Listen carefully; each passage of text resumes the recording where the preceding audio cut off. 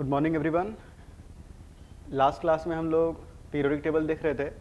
तो periodic table में हमने मॉडर्न पीरियोडिक टेबल का स्ट्रक्चर देख लिया था। मॉडर्न पीरियोडिक टेबल में हमने ये देखा था कि जब atomic number left to right move करते हैं तो एटॉमिक नंबर जो है वो 1 से इंक्रीज़ करता है, और जब हम लोग टॉप टू बॉटम मूव करते हैं तो एटॉमिक नंबर 2, 8, 8, 18, 18, 32 और 32 इस तरह से एटॉमिक नंबर जो है वो वैरी करता है।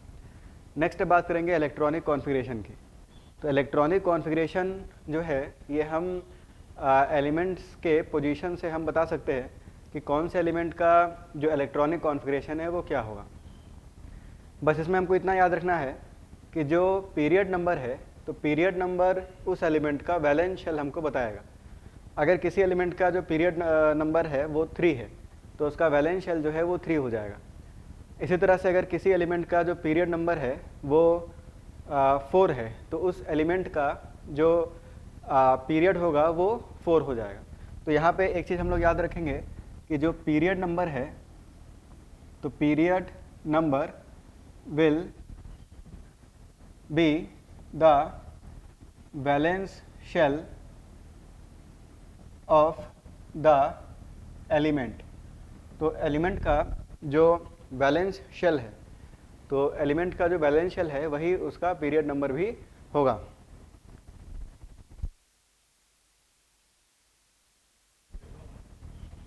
तो इसमें आपका जो पीरियड नंबर है वही एलिमेंट का क्या होगा, बैलेंस शेल। अब जैसे कि कुछ पीरियड टेबल को एक बार फिर से बना लेते हैं, यहाँ पे थोड़ा जल्दी बनाएंगे। तो ट्रिक आपको बता ही दिया था, hydrogen, lithium, sodium, potassium, rubidium, caesium, francium. इसके बाद यहाँ पे अपने पास beryllium, magnesium, calcium, strontium, barium, radium. इसके बाद आपका यहाँ पे 3D सीरीज था तो scandium, titanium, vanadium, chromium, manganese, iron, cobalt, nickel, copper और जिंक। यहाँ पे अपने पास yttrium, zirconium, niobium, molybdenum, technetium, ruthenium, rhodium, palladium, silver और कैडमियम। और इसके बाद आपका lanthanum, hafnium, tantalum, tungsten, rhenium, osmium, iridium, platinum, gold और मर्क्यूरी Hg। तो ये आपका S ब्लॉक था। ये अपना कौन सा ब्लॉक था, D ब्लॉक था। D ब्लॉक के बाद नेक्स्ट जो है ये आपका P ब्लॉक है। तो P ब्लॉक में अपने पास इस तरह से 7 पीरियड थे। तो फटाफट ये जो 7 पीरियड है ये भी बना लेते हैं। उसके बाद फिर आगे इसको डिस्कस करेंगे कि नेक्स्ट इसमें जो फीचर है इसका वो क्या है पीरियोडिक टेबल में। तो इसमें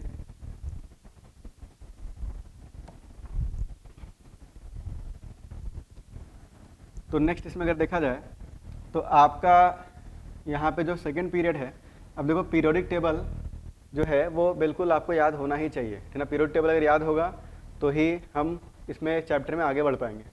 तो पीरियोडिक टेबल को जो है 1-2 बार खुद से सारे एलिमेंट्स को लिख कर हमें याद करने हैं, है ना। ट्रिक आपको ऑलरेडी मैंने बता रखा है। तो इसमें यहाँ पे अपने पास boron, carbon, nitrogen, oxygen, fluorine, neon. Neon के ऊपर कौन है, हीलियम। बोरॉन के नीचे aluminium, gallium, indium, thallium, silicon, germanium, tin, lead, phosphorus, arsenic, antimony, bismuth, sulphur, selenium, tellurium, polonium, chlorine, bromine, iodine, astatine, helium, neon, argon, krypton, xenon और radon. और इसी तरह से अपने पास F ब्लॉक भी है जिसको हमने लास्ट क्लास में बनाया भी था। यहाँ पे 2 सीरीज़ होती है, 4F सीरीज़ और 5F सीरीज़। तो इसको मैं शॉर्ट बना रहा हूँ कि सीरियम से लेकर लुटेटियम तक ये आपकी जो थी ये लैंथेनॉइड सीरीज़ थी। तो लैंथेनॉइड सीरीज़, और इसके बाद आपका थोरियम से लेकर आपका लॉरेंशियम तक। तो थोरियम से लॉरेंशियम तक ये जो सीरीज़ थी इसका नाम था एक्टिनॉइड सीरीज़। तो यहाँ पे अपने पास 2 सीरीज़ थी, लैंथेनॉइड सीरीज़ और एक्टिनॉइड सीरीज़। ये लाइव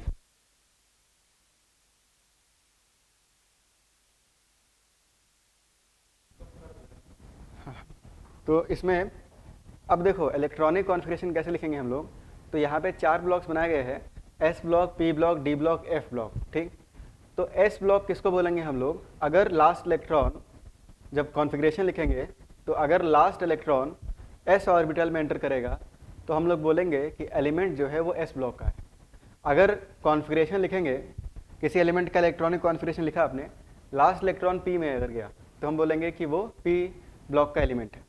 लास्ट इलेक्ट्रॉन अगर d सबशेल में गया तो d ब्लॉक का, लास्ट इलेक्ट्रॉन अगर f सबशेल में गया तो f ब्लॉक का एलिमेंट कहलाएगा।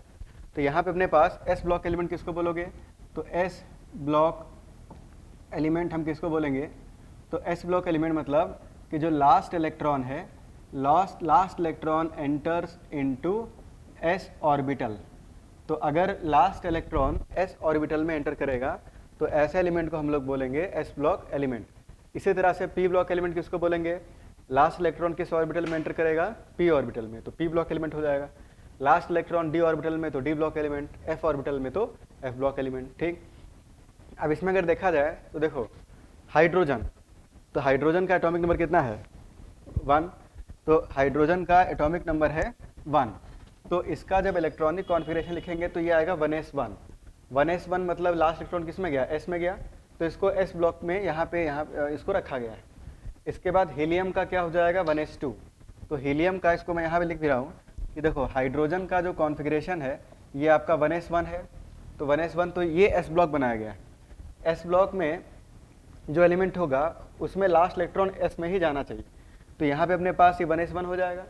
इसके बाद जो हीलियम है, ठीक, तो हीलियम का एटॉमिक नंबर कितना है, 2। तो हीलियम का जो इलेक्ट्रॉनिक कॉन्फ़िगरेशन है, तो हीलियम का इलेक्ट्रॉनिक कॉन्फ़िगरेशन है 1s2।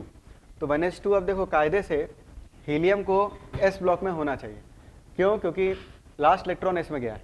लेकिन ये एक ड्रॉबैक भी है इस पीरियोडिक टेबल का कि हीलियम की जो प्रॉपर्टीज़ है वो नियॉन, आर्गन, क्रिप्टन, जेनॉन और रेडॉन से मैच करती है, यानी नोबल गैसेस से मैच करती है। हीलियम की प्रॉपर्टीज़ इनसे मैच नहीं करती है, तो हीलियम को इसलिए यहाँ पे रखा गया है। तो ये एक ड्रॉबैक भी है, हीलियम को कायदे से होना चाहिए था s ब्लॉक में, लेकिन हीलियम को p ब्लॉक में वहाँ पे रखा गया। ठीक, तो हीलियम ही एक एक्सेप्शन है, हीलियम को अगर छोड़ दे तो कोई यहाँ पे कोई एक्सेप्शन नहीं है। अब इसमें हीलियम के बाद लिथियम, तो लिथियम का एटॉमिक नंबर 3 है। इसका कॉन्फ़िगरेशन है 1s2 2s1, 1s2 2s1 है। अब आपको पता है कि जो वैलेंस शेल है ये पीरियड नंबर बताएगा। लिथियम का वैलेंस शेल क्या है, 2, तो इसका पीरियड नंबर क्या हो जाएगा, 2। तो ये 1 2 3 4 5 6 7, आपको पता है टोटल पीरियड्स कितने होते हैं, 7 पीरियड्स होते हैं। अब लिथियम का जो वैलेंस शेल है वो कौन सा शेल है, 2, सेकंड शेल वैलेंस शेल है, तो पीरियड नंबर क्या होना चाहिए, 2 हमारे पास होना चाहिए। तो ये आपका पीरियड नंबर क्या हो जाएगा, 2। अच्छा, उसके बाद s1, तो 2s1 यानी कि ये s ब्लॉक में इसको रखा गया है, ठीक है, इस तरह से। इसके बाद लिथियम के बाद आपका बेरिलियम, बेरिलियम का एटॉमिक नंबर 4, तो ये आपका 1s2 2s2, 1s2 2s2, तो लास्ट इलेक्ट्रॉन 2s2 में गया यानी कि पीरियड नंबर 2, और ये s ब्लॉक में ये अपना आ जाएगा।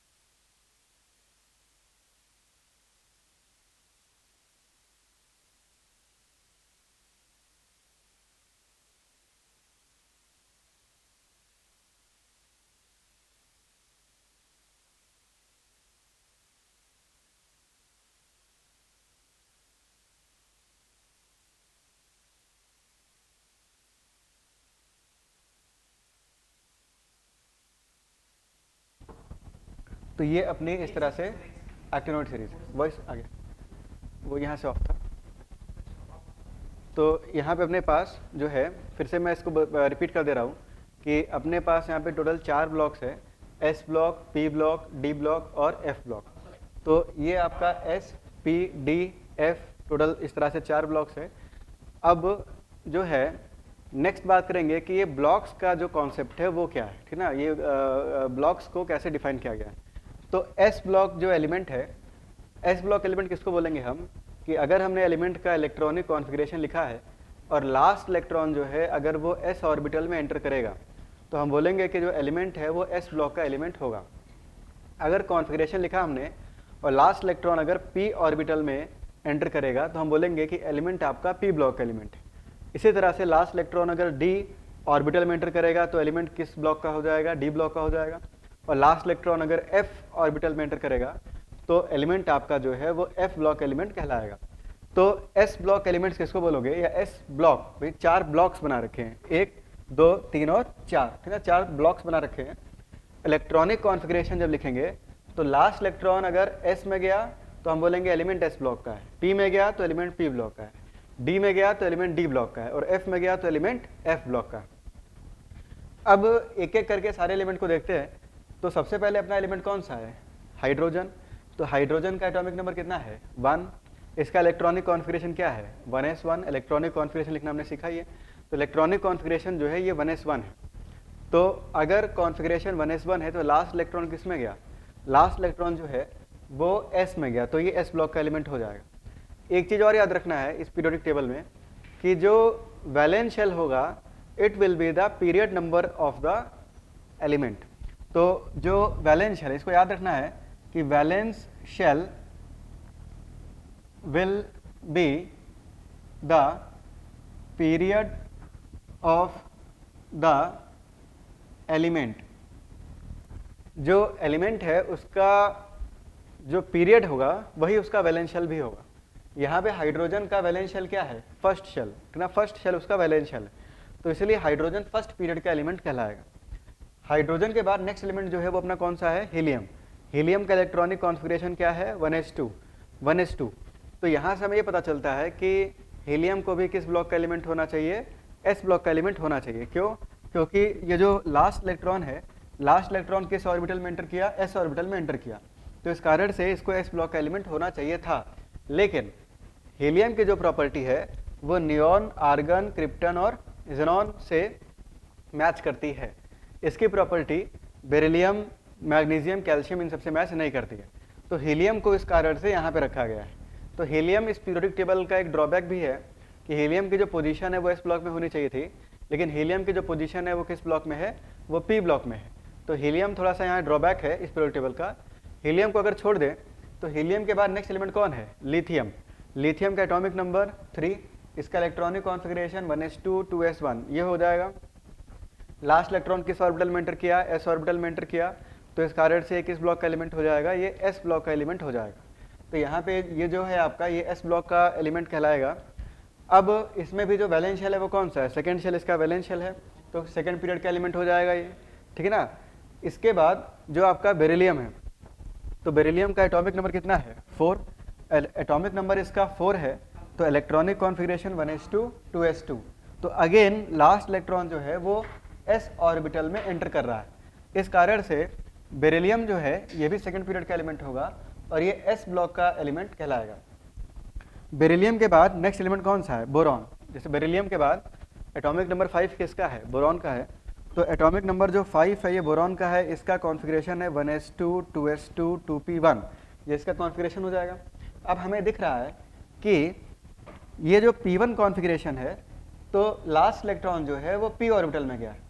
तो अब इसके बाद जो नेक्स्ट एलिमेंट है उसको p ब्लॉक में हमें रखना पड़ेगा। तो बोरॉन को कहाँ रखा गया, p ब्लॉक में। अच्छा, इसके बाद ये 2p2 हो जाएगा, ये 2p3 हो जाएगा, ये 2p4 हो जाएगा, ये 2p5 और ये क्या हो जाएगा 2p6। यानी कि लास्ट इलेक्ट्रॉन इन सभी में p ऑर्बिटल में जा रहा है, इस कारण से इनको p ब्लॉक में हम रखेंगे। इसके बाद यहाँ पे ये 2p6 हो गया। 2p6 के बाद सोडियम का जो कॉन्फ़िगरेशन है क्या हो जाएगा 3s1, ठीक। तो 3s1 तो इसको थर्ड पीरियड में हमें रखना पड़ेगा। क्यों, क्योंकि जो सोडियम है, सोडियम का एटॉमिक नंबर कितना है? तो सोडियम का एटॉमिक नंबर है 11। इसका कॉन्फ़िगरेशन है 1s2 2s2 2p6 3s1।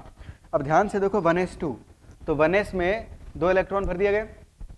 1s2 के बाद नेक्स्ट क्या है अपना 2s2, तो 2s2 में ये आपका s ब्लॉक है, तो ये 2s2 आपने भर दिया। 2s2 के बाद आपका 2p6, तो 2p6 में p1 p2 p3 p4 p5 p6, तो ये 2p6 हो जाएगा। इसके बाद लास्ट है 3s1, तो ये आपका ये जो 3s1 है, तो 3s1 में थर्ड पीरियड होना चाहिए और ये s ब्लॉक का एलिमेंट हो जाएगा, तो इसका सोडियम का जो कॉन्फ़िगरेशन है ये 3s1 हो जाएगा। इसी तरह से ये 3s2 हो जाएगा। 3s2 के बाद 3p आता है, तो 3p आता है तो यहाँ पे 3p1 3p2 3p3 3p4 3p5 ये अपना क्या हो जाएगा 3p6। इस तरह से कॉन्फ़िगरेशन लिखेंगे। 3p के बाद फिर कौन आता है 4s आता है, तो यहाँ पे अपने पास ये हो जाएगा 4s1, ये अपने पास क्या हो जाएगा 4s2। 4s2 के बाद अपने पास 3d शुरू हो जाता है, तो 3d 1 से लेकर कहाँ तक भरेंगे 3d 10 तक, तो 10 एलिमेंट ये हो गए। 3d के बाद फिर क्या आता है आपका 4p, तो यहाँ पे 4p1 4p2 4p3 4p4 4p5 4p6, इस तरह से इलेक्ट्रॉनिक कॉन्फ़िगरेशन जो है वो बढ़ता चला जाएगा। अब इसका रिवर्स समझें। मान लो हमें इलेक्ट्रॉनिक कॉन्फ़िगरेशन लिखना है कार्बन का, ठीक है, किसका इलेक्ट्रॉनिक कॉन्फ़िगरेशन लिखना है आपको कार्बन का। तो कार्बन का जब इलेक्ट्रॉनिक कॉन्फ़िगरेशन हम लिखेंगे तो देखो मुझे पता है कार्बन जो है ये सेकंड पीरियड का एलिमेंट होता है, ठीक। तो यहाँ से लेकर जब यहाँ तक हम पहुँचेंगे तो कितने इलेक्ट्रॉन्स हमने भरे, तो सबसे पहले आपने 1s1 भर दिया, फिर आपने हीलियम 1s2 भर दिया, भाई 2 इलेक्ट्रॉन भरना, एटॉमिक नंबर 2 है इसका। इसके बाद इसका जो एटॉमिक नंबर है वो कितना है 3 4 5 और 6, तो 6 इलेक्ट्रॉन भरेंगे। एनर्जी का जो सीक्वेंस है वो कुछ इसी तरह से है, तो अपने पास कार्बन का इलेक्ट्रॉनिक कॉन्फ़िगरेशन हो जाएगा 1s2, भाई 1s2 में ये 1s1 ये अपना क्या हो गया 1s2, तो 1s2 तक तो यहाँ हो गया। 1s2 के बाद फिर यहाँ पे आएंगे हम लोग, तो ये अपना क्या हो गया 2s2, भाई ये 2s1 ये 2s2, 2s2 के बाद ये 2p1 और ये अपना क्या हो जाएगा 2p2, तो 2s2 और ये अपना हो जाएगा इस तरह से 2p2।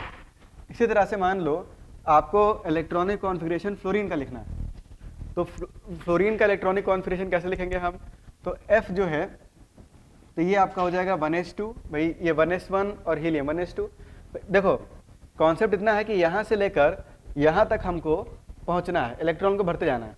तो सबसे पहले हाइड्रोजन मिलेगा, तो 1s1 और हीलियम क्या हो गया 1s2, 1s2 तो भर दिया आपने। 1s2 के बाद ये अपना 2s2 हो गया, सेकंड पीरियड है ना ये आपका जो है सेकंड पीरियड है, तो ये हो जाएगा 2s2। तो 1s2 के बाद नेक्स्ट आएगा 2s2, 2s2 के बाद फिर 2p में जाएंगे, ठीक ना, तो यहाँ पे अपने पास 2p6। इसके बाद ये अपना क्या हो जाएगा 3s2, तो ये हो गया 3s2।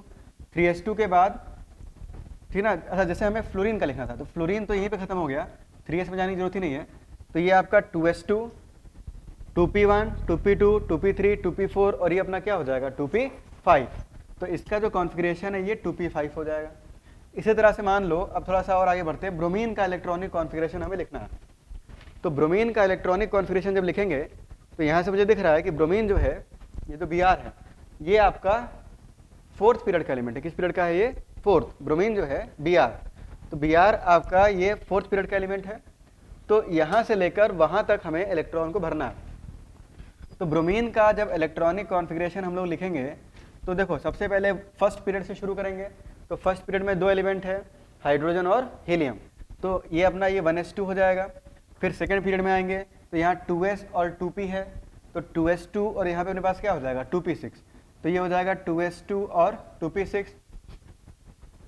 इसके बाद फिर जो है नेक्स्ट अगर बात करें फिर थर्ड पीरियड में आएंगे, तो थर्ड पीरियड में ये अपना 3s हो गया और ये अपना क्या हो गया 3p, तो ये आपका हो जाएगा 3s2 और ये हो जाएगा अपना 3p6, ठीक है ना, 3p6 आपने इस तरह से लिख दिया। फिर अब देखो फोर्थ पीरियड में आएंगे, तो फोर्थ पीरियड में जब आएंगे तो ये अपना ये 4s2 हो जाएगा, तो यहाँ पे 4s2, भाई ये जो एलिमेंट है ये 4s1 4s2, ठीक है, 4s2 आपने फिल कर दिया सब शेल।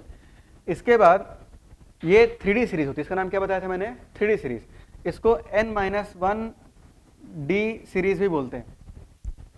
n मतलब शेल नंबर, जैसे ये आपका फोर्थ शेल है या फोर्थ पीरियड है तो इसको 3D सीरीज बोलेंगे, ये आपका फिफ्थ पीरियड है तो इसको 4D सीरीज बोलेंगे, और ये अपना सिक्स पीरियड है तो इसको 5D सीरीज बोलेंगे, n-1d सीरीज होता है।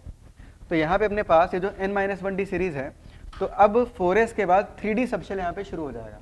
तो 3D सबशेल जब शुरू हो जाएगा तो इसमें 3D एक से लेकर भाई इन सब में एक एक इलेक्ट्रॉन भरना है, ठीक ना। तो यहाँ पे अपने पास एक से लेकर टोटल कितने 10 इलेक्ट्रॉन भर दिए तो 3D10 हो जाएगा, ठीक। और 3D10 के बाद नेक्स्ट आपके पास यहाँ पे 4p सीरीज शुरू हो जाएगी। तो 4p में 4p 1 2 3 4 और 5, तो इसका जो कॉन्फ़िगरेशन है ये हो जाएगा 4p 5। थर्ड पीरियड में यहाँ पे अपने पास ये 3s2 और इसके बाद कोई भाई डी सीरीज तो है नहीं, तो 3s2 के बाद फिर अपना यहाँ पे क्या आ जाएगा 3p आ जाएगा। एक लास्ट एग्जांपल कर रहे हैं, तो लास्ट एग्जांपल यहाँ पे हम लोग देख रहे हैं, जैसे मान लो लेड का इलेक्ट्रॉनिक कॉन्फ़िगरेशन हमको लिखना है। तो लेड का जब इलेक्ट्रॉनिक कॉन्फ़िगरेशन लिखेंगे तो यहाँ लिख रहा हूँ मैं पीबी। तो पीबी का अगर इलेक्ट्रॉनिक कॉन्फ़िगरेशन लिखा जाए तो एटॉमिक नंबर 1 से लेकर वहाँ तक, यहाँ से लेकर यहाँ तक हमको पहुँचना है। तो सबसे पहले फर्स्ट पीरियड में आपके पास 2 एलिमेंट है, हाइड्रोजन और हीलियम। तो यहाँ पे 2 एलिमेंट है, तो ये आपका हो जाएगा 1s2। फर्स्ट पीरियड के बाद सेकेंड पीरियड में अपने पास जो है एक s ब्लॉक है, दूसरा p ब्लॉक है, तो ये 2s2 और उसके बाद ये अपना 2p6, ठीक। तो 1s2 के बाद 2s2 2p6, इसके बाद थर्ड पीरियड में ये अपना हो गया 3s2, तो 2 एलिमेंट यहाँ है तो 3s2, इसके बाद 3p6, ये 3p6, ये 6 एलिमेंट में एक एक इलेक्ट्रॉन हमने भर दिए।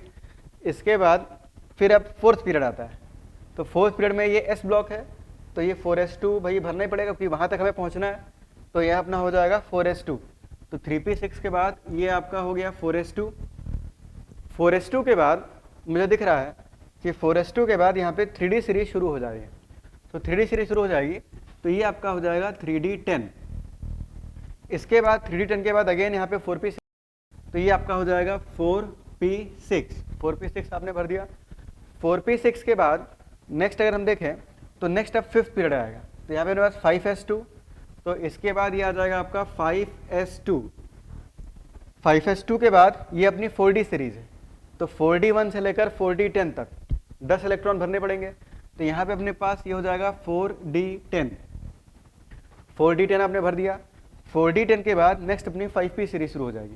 भाई ये आपका 5s है, ये आपका 5p है, और ये अपना जो है ये n-1d होता है, तो 5p सीरीज शुरू हो जाएगी।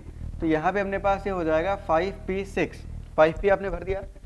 5p के बाद नेक्स्ट जो है हम लोग 6th पीरियड में आएंगे, तो 6th पीरियड में अपने पास 2 एलिमेंट है, सीसियम बेरियम, तो 2 इलेक्ट्रॉन इस ब्लॉक में फिर जाएगा, तो यहाँ पे अपने पास 6s और इसमें कितने इलेक्ट्रॉन हो जाएंगे 2।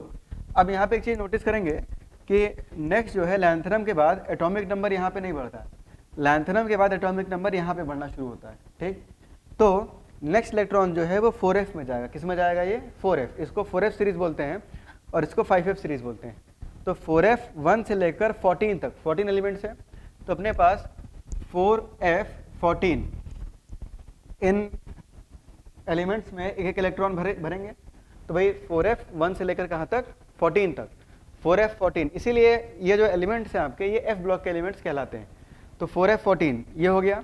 इसके बाद 5D सीरीज आता है। भाई एटॉमिक नंबर इसका 57 है, 57 के बाद इसका 58 है, ठीक है ना, और 58 से 71 तक गया है। इसका जो एटॉमिक नंबर है ये 57 है, इसका 58 है, 58 से 71 तक गया, 71 के बाद ये 72 पे आया। तो इसके बाद जो नेक्स्ट एलिमेंट है आपका वो कौन सा है, सीरियम। सीरियम से लेकर कहाँ तक गया ये लुटेटियम। तो नेक्स्ट अपनी 4f सीरीज शुरू हो जाएगी। 4f के बाद फिर अपने को 5D सीरीज भरनी है। तो यहाँ पे अपने पास 4f14 भरने के बाद 5D10, 5D में 10 इलेक्ट्रॉन भर दिए। अब अगेन यहाँ 6p सीरीज आ जाएगी, तो ये हो जाएगा 6p1 और ये अपना क्या हो जाएगा 6p2। तो p1 ये p2, तो ये हो जाएगा आपका 6p2। ये इसका हो जाएगा इलेक्ट्रॉनिक कॉन्फ़िगरेशन। जो है ये थोड़ा इधर लिख दिया मैंने, 4D10 के बाद 5p6 यहाँ लिख दिया, इसको मैं मिटा के इधर ही लिख रहा हूँ कि ये अपना हो जाएगा 5p6, इसके बाद 6s2, 4f14, 5D10 और यहाँ पे 6p2, ठीक है ना। इस तरह से इसका इलेक्ट्रॉनिक कॉन्फ़िगरेशन लिखेंगे। इसको पहले यहाँ लिख दिया था मैंने। अब इसको मैं जनरलाइज कर रहा हूँ कि आपका ये जो s ब्लॉक है इसमें जो लास्ट इलेक्ट्रॉन है वो s ऑर्बिटल में एंटर करता है। तो ये जो ग्रुप है, इस ग्रुप का जो वैलेंस शेल का इलेक्ट्रॉनिक कॉन्फ़िगरेशन होगा वो ns1 होगा। क्यों? क्योंकि भाई जैसे ये आपका s ब्लॉक का है तो एक एक इलेक्ट्रॉन इसमें जाएगा, जैसे 3s1 होगा, ये अपना क्या होगा 4s1, 5s1, 6s1 और 7s1, ठीक है, नोबल गैस के बाद यहाँ पे आएंगे जब। इसी तरह से इस पूरे ग्रुप का जो जनरल इलेक्ट्रॉनिक कॉन्फ़िगरेशन होगा वो क्या होगा, NH2 होगा। जैसे भाई ये 3s2 हो गया, 3s1 हो गया, तो ये क्या हो जाएगा 3s2, ये 4s1, ये 4s2, तो ये जनरल जो कॉन्फ़िगरेशन है ये अपना क्या हो जाएगा NH2। इसके बाद पी ब्लॉक में आए तो ये आपका हो जाएगा NP1, N मतलब कि पीरियड नंबर। तो भाई जैसे यहाँ पे अपने पास ये 2s2 है, 2s2 के बाद ये अपना क्या हो गया 2p1, 2p2, 2p3, 2p4, 2p5 और ये अपना क्या हो गया 2p6। सिमिलरली इसका क्या हो जाएगा 3s1, 3s2, 3s3, 3s4, 3s5, 3s6। इसी तरह से इसका क्या हो जाएगा 4s1, 4s2, फोर्थ पीरियड में ना ये, तो 4s1, 4s2, 4s3, 4s4, 4s5 और 4p6, सॉरी s नहीं, 4p1, 4p2, 4p3, 4p4, 4p5, 4p6। तो ये P ब्लॉक है आपका। तो यहाँ पे अपने पास ये जो ग्रुप है ये NP1 होगा, ये NP2 होगा, ये NP3 होगा, ये NP4, NP5 और ये अपना क्या हो जाएगा NP6, ये NP6 कहलाएगा। इसमें तो मैंने बता दिया आपका जो इलेक्ट्रॉन है वो n-1d में जाता है। n जो है वो अपना क्या है पीरियड नंबर है। जैसे इस सीरीज का जो पीरियड है वो क्या है 4, तो n-1 कितना हो गया 3, 4-1 3 हो गया, तो इसको 3d सीरीज बोलेंगे। तो इसमें जो इलेक्ट्रॉन है वो 3d सबशेल में जाएगा, 3d1 से लेकर 3d10 तक। इसमें जो इलेक्ट्रॉन है वो 4d सीरीज में जाएगा, इसका नाम है 3d सीरीज। अब ये नाम याद रखना है, इसको 3d सीरीज बोलेंगे, इसको 4d सीरीज बोलेंगे और इसको 5d सीरीज हम लोग बोलेंगे, ठीक ना, 3d, 4d, 5d। तो 3 सीरीज है, 3d series, 4d series, 5d series. तो उस बेसिस पर जो है आपका यहाँ पे ये जो है इलेक्ट्रॉन को भरा जाएगा। इसमें 3d1 से लेकर 3d10 तक, इसमें 4d1 से लेकर 4d10 तक, इसमें 5d1 से लेकर 5d10 तक। ये 4f सीरीज है, इसमें 4f1 से लेकर 4f14 तक इलेक्ट्रॉन भरा जाता है, ये ओहबा प्रिंसिपल से आया है। इसके बाद यहाँ पे ये 5f सीरीज है, इसमें 5f1 से लेकर 5f14 तक इलेक्ट्रॉन्स को फिल किया जाता है। ठीक, तो इस तरह से इलेक्ट्रॉनिक कॉन्फ़िगरेशन जो है वो पीरियोडिक टेबल को देखते हुए हम बहुत आसानी से बता सकते हैं। अब आपका होमवर्क ये है कि आपने जो टेबल बनाया था शुरू से 1 से लेकर 50 तक, तो उसमें आपने सबका इलेक्ट्रॉनिक कॉन्फ़िगरेशन लिखा था। तो उसमें हमने देखा था भाई S1, S2 इस तरह से आ रहा था। तो उसमें अब इसको देखते हुए उसका अगेन आपको 50 का कॉन्फ़िगरेशन लिखना है। जैसे इसका 1s1 हो गया, हीलियम का क्या हो गया 1s2 हो गया, लिथियम का ये सेकंड पीरियड में आ रहा है तो 1s2 तो भरना ही है। इसके बाद ये क्या आ जाएगा, ये सेकंड पीरियड का है तो ये 2s1, इसका 2s2, 2s2 के बाद ये अपना जो है बोरॉन तो 2p1, 2p2, 2p3, 2p4, 2p5 और 2p6। तो अब अगेन आपको 1 से लेकर 50 तक के एलिमेंट्स का जो इलेक्ट्रॉनिक कॉन्फ़िगरेशन है उसको फिर से लिखना है, लेकिन इस बार जो है एटॉमिक नंबर आपको गिवन नहीं है, इस बार पीरियोडिक टेबल को देखकर सामने रखकर। ठीक, जैसे सोडियम को देखा आपने, ये थर्ड पीरियड का एलिमेंट है तो इसका जो कॉन्फ़िगरेशन एस ब्लॉक का है तो 3s1, लास्ट में क्या आना चाहिए 3s1, तो ये आपका 1s2, 1s2 के बाद ये अपना 2s2, 2s2 के बाद फिर क्या आएगा 2p6, ये भर दिया, और 2p6 के बाद फिर हम क्या भरेंगे 3s1, ये हो जाएगा 3s2 इसी तरह से, और इसी तरह से ये हो जाएगा 3p1, 3p2। तो 1 से लेकर 50 तक के जो एलिमेंट्स हैं उनका इलेक्ट्रॉनिक कॉन्फ़िगरेशन फिर से लिखेंगे पीरियोडिक टेबल के हेल्प से। तो ये आपका होमवर्क है। आगे बढ़ते हैं। अब इसमें कुछ चीज़ें और याद रखनी है। आपका जो ग्रुप 1 के जो एलिमेंट्स है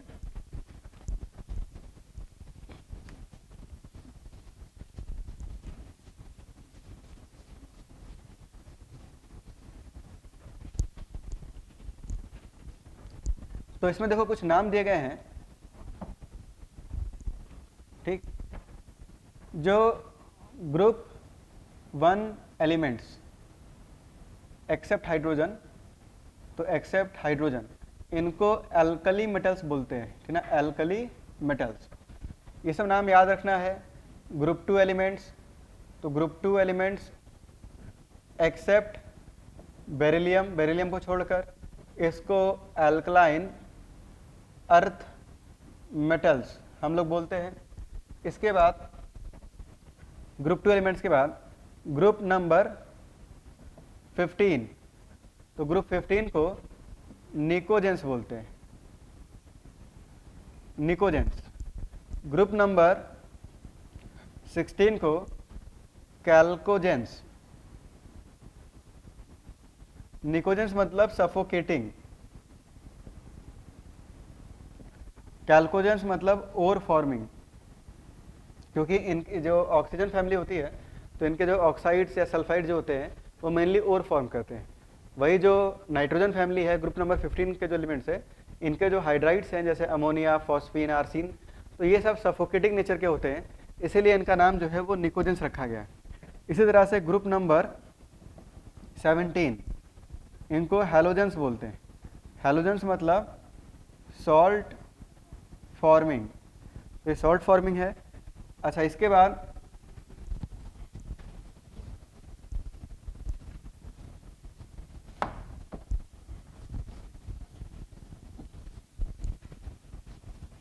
नेक्स्ट अगर देखें तो आपका जो यहाँ पे S and P block elements excluding noble gases, तो इनको रिप्रेजेंटेटिव एलिमेंट बोलते हैं। रिप्रेजेंटेटिव एलिमेंट्स, ठीक। तो रिप्रेजेंटेटिव एलिमेंट्स इसको बोलेंगे हम लोग एस पी ब्लॉक के एलिमेंट एक्सक्लूडिंग नोबल गैसेस। ये नाम कुछ दिए गए हैं, ये नाम आपको याद रखना है। इसके बाद D block elements excluding zinc, cadmium, mercury, इनको ट्रांजिशन एलिमेंट्स बोलते हैं, ठीक ना, ट्रांजिशन एलिमेंट्स। इसके बाद जो एफ ब्लॉक एलिमेंट्स हैं, एफ ब्लॉक एलिमेंट्स, इनको इनर ट्रांजिशन एलिमेंट्स हम लोग बोलते हैं। तो ये कुछ नाम थे जो हमें पता होने चाहिए पीरियोडिक टेबल के अंदर। अब नेक्स्ट यहाँ पे एक चीज़ और बता रहे हैं आपको कि अगर मान लो क्वांटम नंबर्स को चेंज कर दिया जाए, क्योंकि पीरियोडिक टेबल का जो डिज़ाइन है वो आप देखो तो अहबाउ प्रिंसिपल के अकॉर्डिंग किया गया, ठीक। जैसे पहले 1s में भरे, फिर 2s में भरे, फिर 2p में भरे, फिर 3s में, फिर 3p में, फिर 4s, 3d, इस तरह से। तो जो पीरियोडिक टेबल का डिज़ाइन किया गया है ये अहबाउ प्रिंसिपल से पे बेस्ड है। अगर क्वांटम नंबर्स को चेंज कर दिया जाए तो पीरियोडिक टेबल का डिज़ाइन भी चेंज हो जाता है। अब इसको एक क्वेश्चन से समझेंगे, ठीक ना। एक क्वेश्चन यहाँ मैं लिख रहा हूँ, तो उस अच्छा क्वेश्चन है, इसको ध्यान समझेंगे और इस क्वेश्चन से हमें पीरियोडिक टेबल का थोड़ा डिज़ाइन और अच्छे से समझ में आएगा। तो इसमें क्वेश्चन है,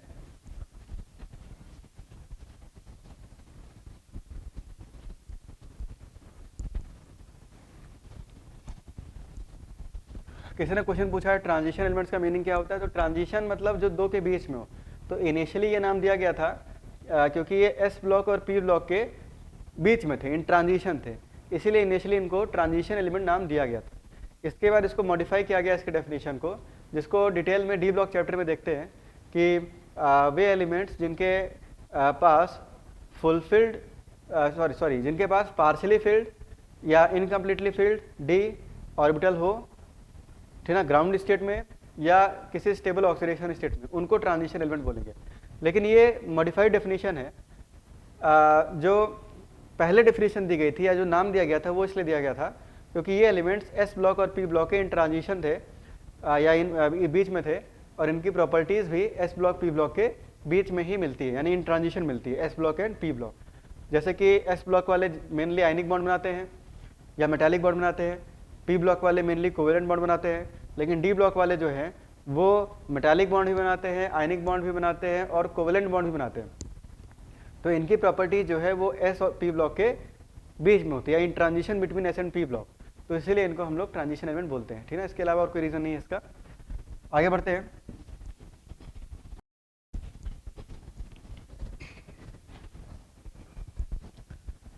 यहाँ पे क्वेश्चन है, क्वेश्चन ये है कि if there are 9 periods in the periodic table, then first part, identify the number of elements in fourth period, और सेकेंड है आइडेंटिफाई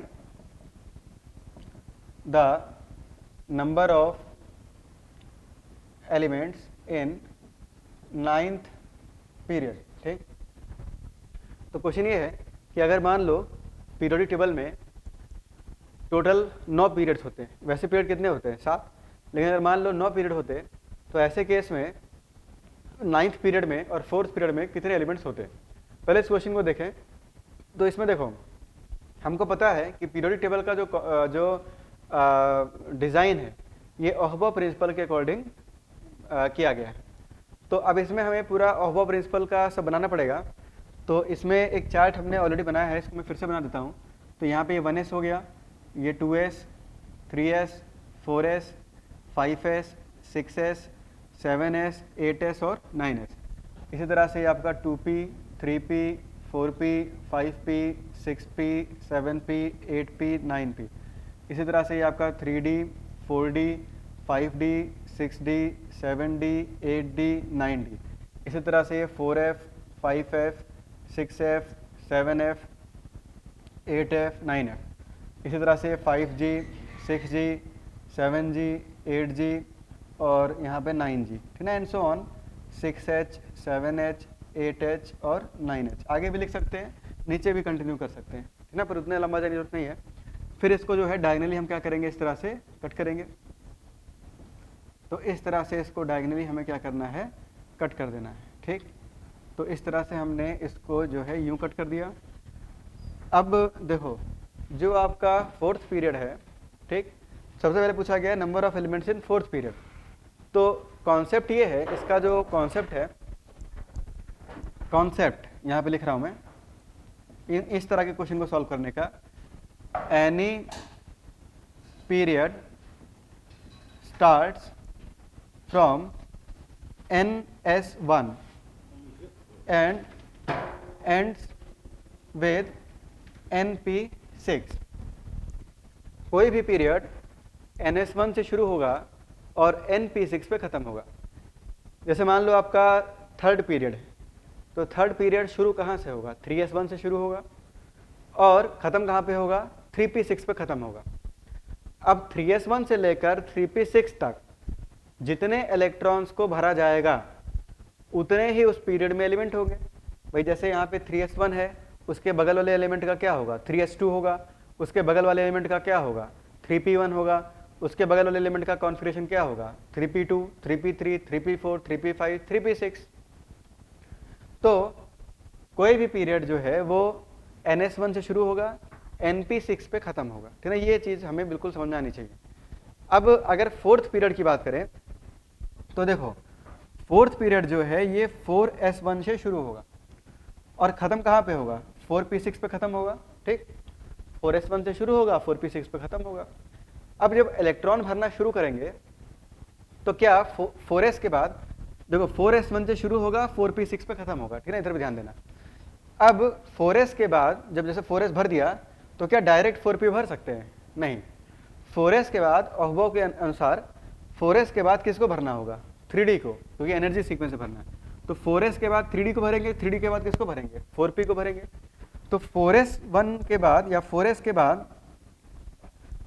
बाद आपको भरना पड़ेगा किसको, 4S के बाद भरेंगे हम 3D को, और 3D के बाद किसको भरेंगे, 4P को भरेंगे। ठीक, अब इसमें ये बताओ नंबर ऑफ ऑर्बिटल्स। तो नंबर ऑफ ऑर्बिटल्स, तो 4S में कितने ऑर्बिटल है, एक आपको बताया था, S सबशेल में एक ऑर्बिटल होता है। D सबशेल में कितने ऑर्बिटल होते हैं, 5, और P में कितने होते हैं, 3, बता ना, 1, 3, 5, 7, 9, 11, इस तरह से बढ़ता जाता है। जैसे S में 1, P में 3, D में 5, F में 7, G में 9, H में 11, इस तरह से 2-2 करके ये बढ़ते जाते हैं। अब एक ऑर्बिटल में कितने इलेक्ट्रॉन जाते हैं, एक ऑर्बिटल में 2 इलेक्ट्रॉन जाते हैं। ठीक, तो यहाँ पे नंबर ऑफ इलेक्ट्रॉन्स, तो नंबर ऑफ इलेक्ट्रॉन, तो इसमें कितना हो जाएगा, 1 × 2, ये हो जाएगा 5 × 2, और ये हो जाएगा 3 × 2, तो ये हो जाएगा 2, ये हो जाएगा 10, और ये हो जाएगा 6। इसको जोड़ दिया जाए तो 10 + 2 कितना हो गया 12, 12 + 6 बराबर 18, तो टोटल 18 एलिमेंट्स हो जाएंगे। कॉन्सेप्ट इतना सा है कि 4s1 से लेकर 4p6 तक जितने इलेक्ट्रॉन्स हमने कॉन्सिक्वेंटली भरे उतने ही उस पीरियड में एलिमेंट होंगे। जैसे यहाँ पे 4s2, 4s1, 4s2, 4s2 2 electron इसमें भरे, 3d 1 से लेकर 10 तक 10 इलेक्ट्रॉन इसमें भरे, तो 10 एलिमेंट 3d सीरीज में चले जाएंगे, और 4p6 6 एलिमेंट 4p सीरीज में चले जाएंगे। तो वैसे भी आपको पता है, इसको थोड़ा सा और समझाएं कि यहाँ पे आपके पास ये जो 4th पीरियड था तो उसमें आप गिन भी सकते हो, ठीक है, चाहो तो गिन लो। जैसे 4th पीरियड में यहाँ पे पोटेशियम, कैल्शियम था, ये 4th पीरियड था। इसमें इसके बाद 3d सीरीज शुरू हो गई, तो scandium, titanium, vanadium, chromium, manganese, iron, cobalt, nickel, copper और जिंक। इसके बाद यहाँ 4p सीरीज थी, तो 4p सीरीज में यहाँ गैलियम से लेकर नियॉन तक, ये टोटल कितने एलिमेंट थे 6। तो यहाँ पे ये s ब्लॉक था, ये आपका d ब्लॉक था, और ये कौन सा ब्लॉक था p ब्लॉक था। तो अगर यहाँ देखें तो 4s1 4s2, ठीक ना, 4s1 4s2 s ब्लॉक में 2 एलिमेंट जाएंगे।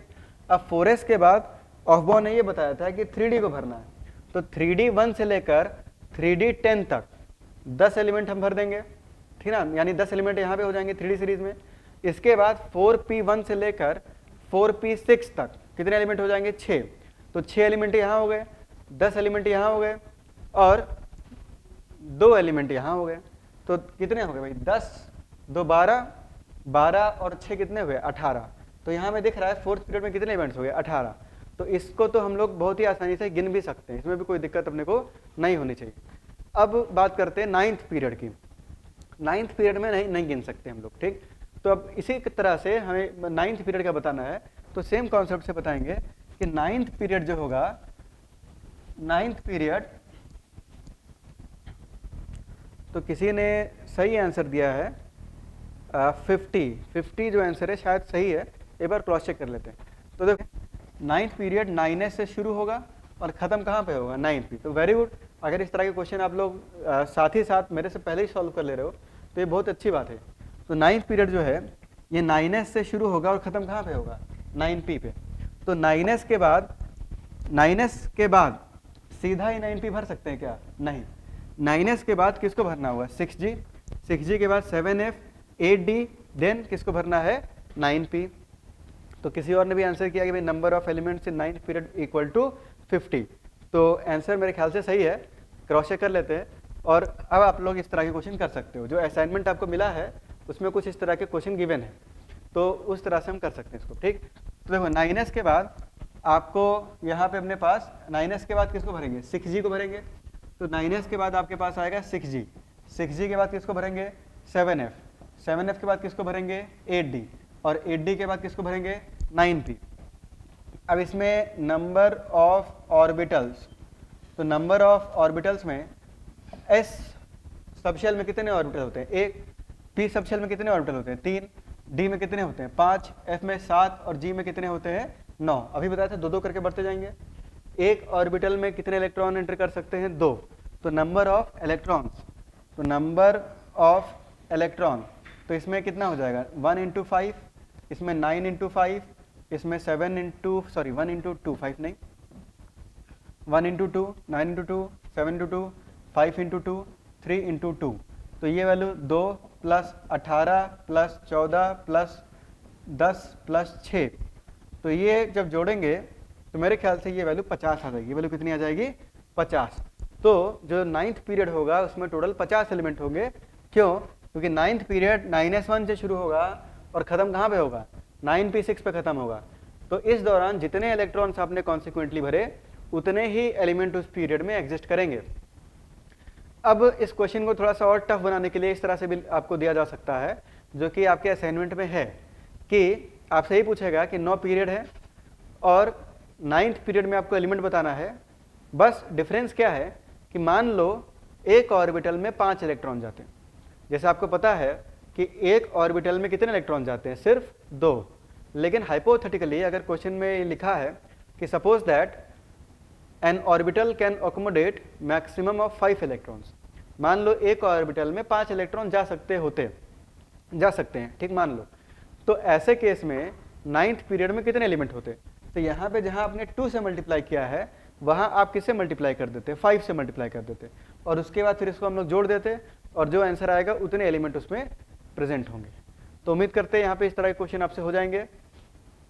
आगे बढ़ते हैं।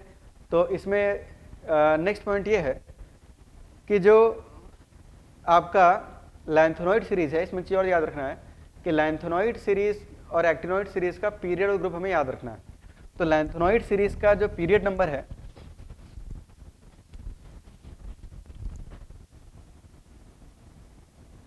लैंथेनॉइड सीरीज जिसको 4F सीरीज बोलते हैं, तो लैंथेनॉइड सीरीज का जो पीरियड नंबर है, तो इसका पीरियड नंबर होता है 6, ठीक। और इनका जो ग्रुप नंबर होता है, ग्रुप नंबर, तो ये आपका थर्ड ग्रुप होता है। इसी तरह से जो एक्टिनॉइड सीरीज है, तो एक्टिनॉइड सीरीज, तो एक्टिनॉइड सीरीज का भी जो पीरियड नंबर है तो ये 7 है, और इनका भी जो ग्रुप नंबर है ये 3 माना जाता है, ठीक है। ग्रुप नंबर क्या मानेंगे हम, 3। तो लैंथेनॉइड सीरीज और एक्टिनॉइड सीरीज दोनों सीरीज के जो एलिमेंट्स है, इन सभी सीरीज के एलिमेंट्स का जो ग्रुप नंबर है वो क्या है, 3 है। तो लॉन्गेस्ट ग्रुप या largest group in the periodic table, तो लार्जेस्ट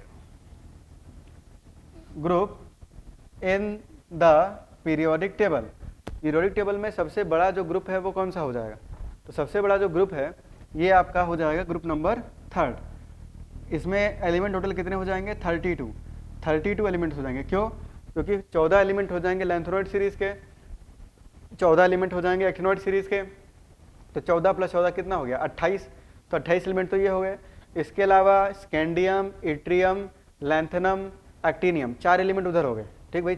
वहाँ पे जो थर्ड ग्रुप था, थर्ड ग्रुप शुरू कहाँ से हो रहा था, स्कैंडियम, स्कैंडियम के नीचे कौन था, इट्रियम, इट्रियम के नीचे कौन था, लैंथेनम, और लैंथेनम के नीचे कौन था, एक्टिनियम। तो 4 एलिमेंट ये हो गए।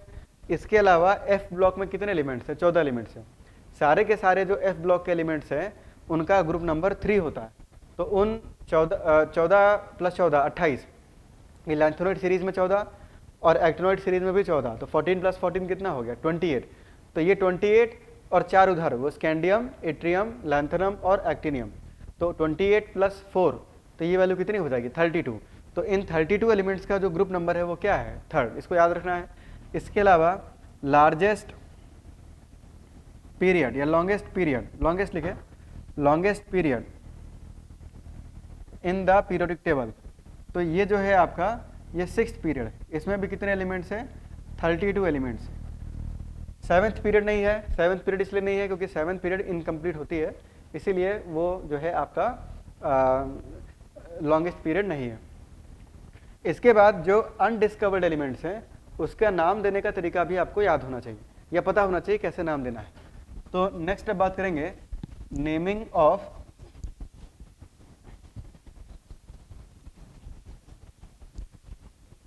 नेक्स्ट है आपका नेमिंग ऑफ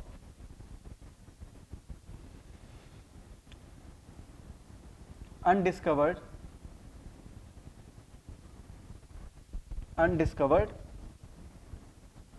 एलिमेंट्स। तो अनडिस्कवर्ड एलिमेंट्स का नाम देने का एक रूल बताया गया है, ठीक है, जो एलिमेंट डिस्कवर नहीं हुए। जैसे एटॉमिक नंबर से मान लो 150 है, तो एटॉमिक नंबर जो 150 है वो अभी डिस्कवर नहीं हुआ है, लेकिन उसका IUPAC नेम हम बता सकते हैं, ठीक। तो उसके लिए एक तरीका बताया गया है कि यहाँ पे रूट वर्ड्स हम यूज़ करते हैं, रूट वर्ड्स आर यूज्ड। तो रूट वर्ड्स में 0, 1, 2, 3, 4, 5, 6, 7, 8 और 9, इतने डिजिट्स अपने पास। 0 को निल बोलते हैं, 1 को अन बोलते हैं, 2 को बाई बोलते हैं, 3 को ट्राई बोलते हैं, 4 को टेट्रा बोलते हैं, 5 को पेंटा बोलते हैं, ठीक ना। अब यहाँ पे एक चीज़ ध्यान रखना है कि पहला डिजिट जो है वो सेम नहीं होना चाहिए। तो यहाँ पे अपने पास 3 को ट्राई बोल दिया, अब 4 को टेट्रा नहीं लिखेंगे, ठीक ना, 4 को क्वाड लिखेंगे। क्या लिखेंगे, क्वाड। फर्स्ट लेटर सेम नहीं होना चाहिए। अगर ट्राई और वहाँ आपने टेट्रा लिख दिया तो TT दोनों में कॉमन आ जाएगा, तो फिर दिक्कत आ जाती है। तो यहाँ पे हमें क्वाड लिखना है। 5 आपका पेंट हो जाएगा, 6 आपका हेक्स हो जाएगा, 7 आपका सेप्ट होगा, हेप्ट नहीं होगा। हेप्ट क्यों नहीं होगा, क्योंकि HH सेम हो जाएगा। 8 जो है ये आपका ऑक्ट हो जाएगा, और 9 जो है इसको N लिखते हैं, ठीक है ना। क्या लिखेंगे, इसको N लिखेंगे। अब नाम जब लिखा जाएगा तो नाम के लास्ट में, in the last of the name,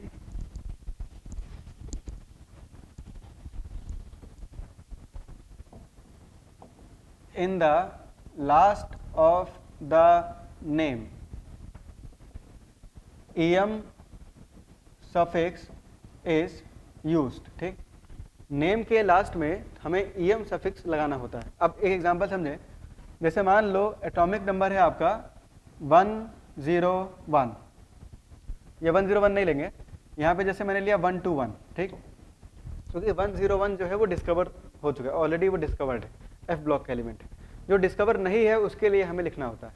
तो जैसे 121 है, तो 121 का हमें IUPAC नाम लिखना है। तो IUPAC नाम लिखेंगे तो 1 के लिए रूट वर्ड क्या है? अन। तो यहाँ पे हम लोग लिखेंगे अन। 2 के लिए रूट वर्ड क्या है? बाई। और 1 के लिए अगेन रूट वर्ड क्या है? अन। और लास्ट में इसमें क्या लगा देना है? em। तो इसका नाम हो जाएगा अन बाई अन em, ये इसका नाम हो जाएगा। इसका सिंबल कैसे लिखोगे? तो ये हो जाएगा u, भाई यहाँ से u आएगा, यहाँ से b और यहाँ से u, तो u b u, इस तरह से इसका सिंबल हम लोग लिखेंगे। इसी तरह से बताओ कि सपोज करो 125 का IUPAC नेम क्या होगा और इसका सिंबल क्या होगा? तो 125 का क्या हो जाएगा भाई? तो ये हो जाएगा अन बाई पेंट em UBP। ठीक ना, इसको हम लोग क्या लिखेंगे? UBP। ठीक, तो ये इसका जो है इस तरह से नाम हो जाएगा। तो ये इसमें कोई खास नहीं है। अब जैसे अगर कोई लिखता है कि PQT, ठीक है, क्या लिखा मैंने? PQT, ये एक एलिमेंट है। इस एलिमेंट का एटॉमिक नंबर क्या होगा? तो P for pent, Q for quad, T for tri. तो यहाँ पे अपने पास T फॉर टेट्रा नहीं है, क्योंकि टेट्रा यहाँ पे यूज ही नहीं किया गया, यहाँ पे क्वाड यूज किया गया है। तो T का मतलब क्या हुआ? ट्राई। तो इसका जो एटॉमिक नंबर है वो क्या हो जाएगा? P मतलब पेंट 5, Q मतलब क्वाड तो 4, T मतलब ट्राई तो 5 4 3। तो इसका जो एटॉमिक नंबर है ये हो जाएगा आपका 5 4 3। 5 पेंट क्वाड ट्राई 5 4 3 हो जाएगा। अच्छा, एक चीज़ याद रखना कि भाई ये अनडिस्कवर्ड एलिमेंट के लिए यूज़ करना है। कल को मेरे से कोई ये मत बोल देना कि सर ये जो 006 है, तो 006 को ये इसको अन लिख दिया, 6 को जो है हेक्स। ठीक, तो ये लिख दिया, तो ये गलत हो जाएगा भाई। ये डिस्कवर्ड है, इसको कार्बन लिखते हैं, तो ये गलत है। इसको क्या लिखेंगे हम लोग? कार्बन। ठीक, तो इस तरह से बहुत दिमाग नहीं लगाना इसमें कि 006 है तो इसको ये लिखेंगे, हम कार्बन नहीं लिखेंगे। जिसका सिंबल डिफाइंड है उसी का सिंबल लिखना है। कल को पता चला कोई 000 इसको लिख रहा है नील, अच्छा अन नहीं, नील आएगा यहाँ पे, ये आपका नील, सॉरी नील। तो पता चला 000 को हम लोग लिख रहे हैं नील em। ये अभी ये एटॉमिक नंबर एग्जिस्ट नहीं करता है, तो इस तरह का काम नहीं करेंगे। जो एलिमेंट्स अनडिस्कवर्ड हैं, ठीक ना, तो जो एलिमेंट्स अपने डिस्कवर नहीं हुए हैं उन्हीं एलिमेंट्स के लिए हमें ये जो है ये जो रूल है ये हमें फॉलो करना होता है। तो ये था आपका पीरियोडिक टेबल, जिसमें हमने देखा मॉडर्न पीरियोडिक टेबल। इसमें मॉडर्न पीरियोडिक टेबल हमें याद होना चाहिए, इसको 1-2 बार लिखेंगे, थोड़ा सा इसमें कॉन्फ़िगरेशन को एक बार खुद से लिखेंगे तो ये थोड़ा प्रैक्टिस में आता है। तो पीरियोडिक टेबल के बाद पहला पार्ट अपना ख़त्म हुआ, जिसमें हमने सिर्फ पीरियोडिक टेबल की बात की। स्टार्ट किया था हमने लेवॉइजर से, लेवॉइजर के बाद आप आए डॉवरिनियर पे, डॉवरिनियर के बाद आप आए न्यूलैंड पे, न्यूलैंड के बाद हम आए लोथरमेयर पे, लोथरमेयर के बाद हमने देखा मेंडलीव का पीरियोडिक टेबल, फिर हमने देखा modern periodic table. Modern periodic table में हमने मोज़लेस एक्सपेरिमेंट भी पढ़ा था। अब इसके बाद नेक्स्ट अब बात करेंगे पीरियोडिक प्रॉपर्टीज़ की, ठीक है ना। तो जो पीरियोडिक प्रॉपर्टीज़ है, जो नेक्स्ट पार्ट है चैप्टर का, वो है पीरियोडिक प्रॉपर्टीज़। तो पीरियोडिक प्रॉपर्टीज़ क्या होती हैं? What are periodic properties? ऐसी प्रॉपर्टीज़ जो सर्टेन टाइम इंटरवल पर रिपीट हो, ऐसी प्रॉपर्टीज़ को क्या बोलते हैं हम लोग? Periodic properties. अब पीरियोडिक टेबल में अगर देखा जाए तो एक टाइम इंटरवल पर या एक कुछ एलिमेंट्स के बाद जो रिपीट हो रहा है वो रिपीट हो रहा है इलेक्ट्रॉनिक कॉन्फ़िगरेशन। फॉर एग्जांपल, जैसे अगर यहाँ देखा जाए तो नाइट्रोजन के नीचे फॉस्फोरस, आर्सेनिक, एंटीमनी और बिस्मथ, ये एक ग्रुप के एलिमेंट्स है। तो नाइट्रोजन का जो कॉन्फ़िगरेशन है ये 2p3 है, इसका 3p3 है, इसका 4p3 है, 5p3 और 6p3 भाई np3 है। तो सबका जो वैलेंस शेल का इलेक्ट्रॉनिक कॉन्फ़िगरेशन है ये आपका जो है वो सिमिलर है, 2p3, 4p3, 5p3, 6p3, 7p3 and so on. तो इसमें होता क्या है कि एक सर्टेन टाइम इंटरवल पर जो चीज़ रिपीट हो रही है वो है इलेक्ट्रॉनिक कॉन्फ़िगरेशन। तो इसको हम लोग इस तरह से भी लिख सकते हैं कि ऐसी प्रॉपर्टीज जो इलेक्ट्रॉनिक कॉन्फ़िगरेशन से डायरेक्टली रिलेटेड हो या डायरेक्टली लिंक्ड हो, ऐसी प्रॉपर्टीज को हम लोग बोलेंगे पीरियोडिक प्रॉपर्टीज। तो व्हाट आर पीरियोडिक प्रॉपर्टीज?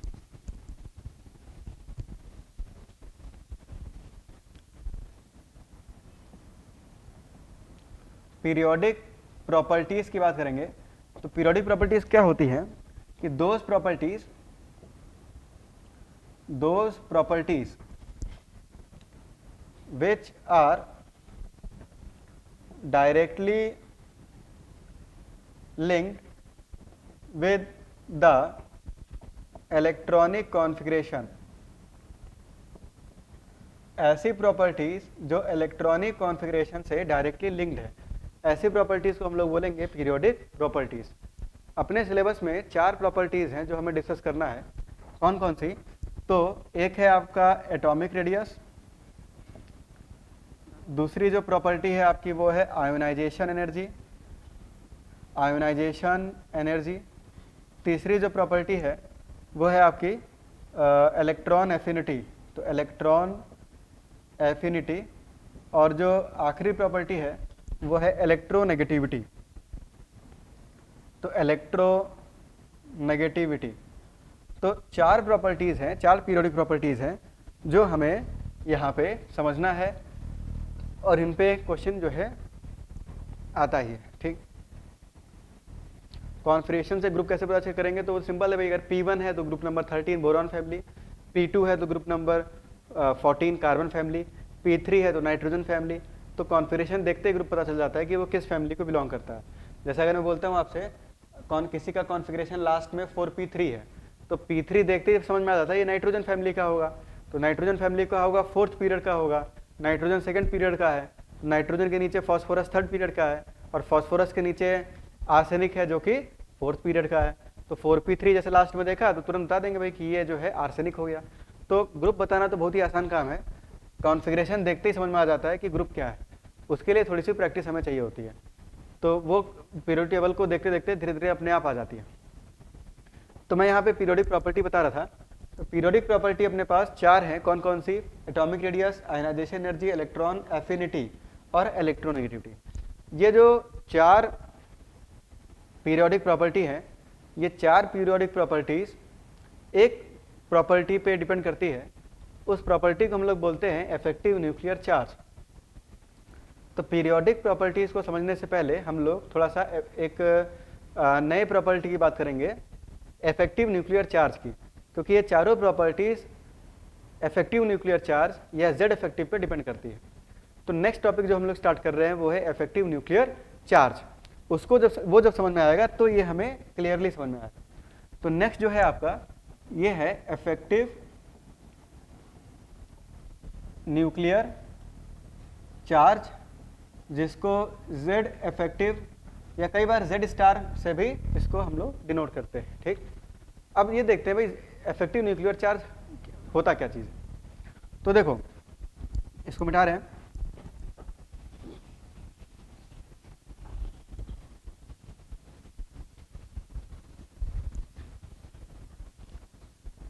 तो इफेक्टिव न्यूक्लियर चार्ज क्या चीज़ है कि हमें पता है कि किसी भी एटम के सेंटर पे क्या होता है, न्यूक्लियस होता है। ठीक, और न्यूक्लियस के चारों तरफ इस तरह से जो है अपने पास शेल्स होते हैं। अब यहाँ पे n जो है, n की वैल्यू 1 है, n की वैल्यू 2 है और n की वैल्यू क्या है, 3 है। अब इसमें जो वैलेंस शेल है वो कौन सा शेल है, 3rd शेल है। 3rd शेल अपना वैलेंस शेल है।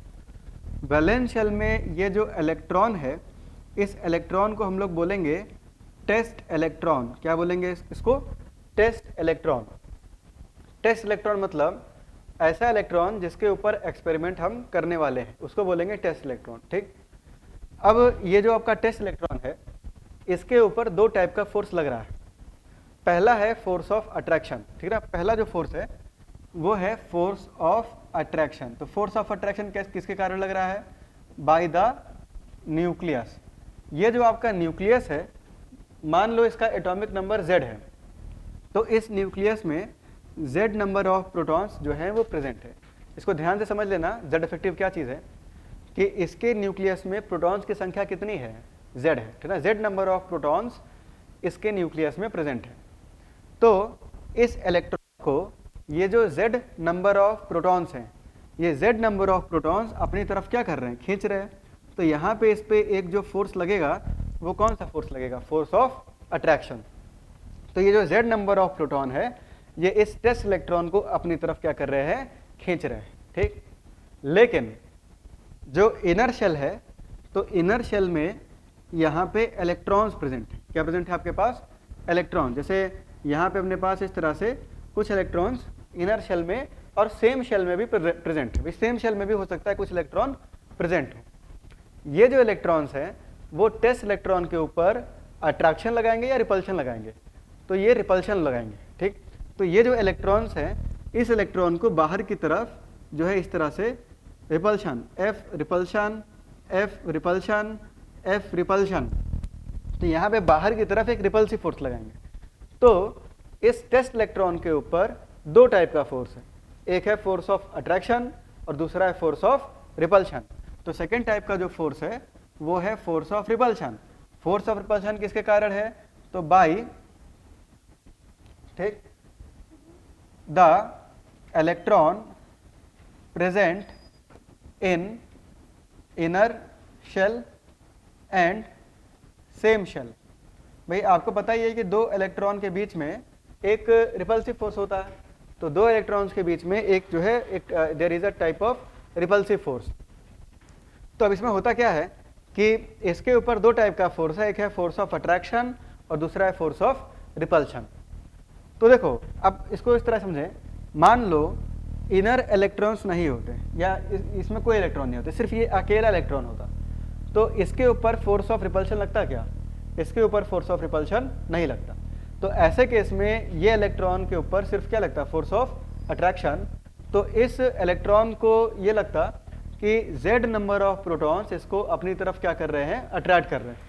लेकिन क्योंकि जो इनर इलेक्ट्रॉन्स है वो इसको बाहर की तरफ क्या कर रहे हैं? रिपेल कर रहे हैं, तो इस पे जो नेट फोर्स ऑफ अट्रैक्शन है F नेट, तो जो नेट फोर्स ऑफ अट्रैक्शन है वो डिक्रीज कर जाएगा।